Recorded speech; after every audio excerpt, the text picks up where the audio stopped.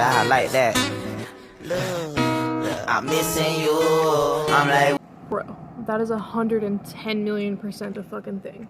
So just picture me at 15, super awkward socially, and just like total simp, right?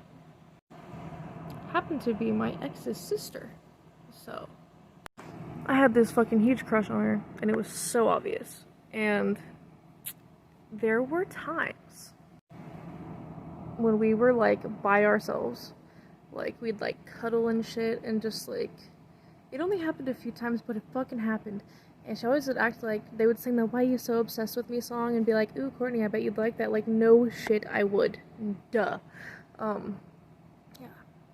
And it just became this thing where like I was so obsessed, but like, okay, I fully believe if you're not interested in someone, you should tell them to F off in a nice way.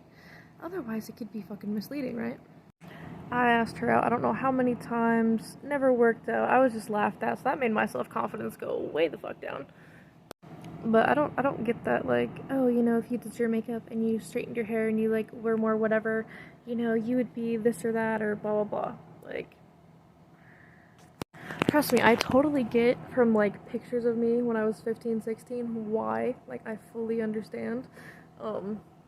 And I was like socially not awkward yet.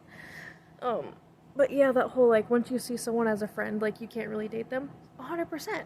I agree. But yeah, I was so pissed and I was like super depressed about it because I was like, oh well, I don't even know what I thought. I just hated myself back then.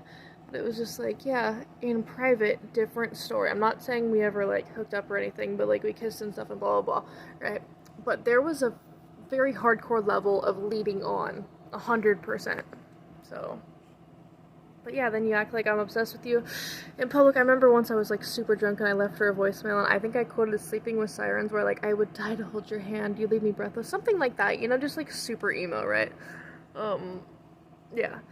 And she showed the voicemail to her whole family, so that was cool.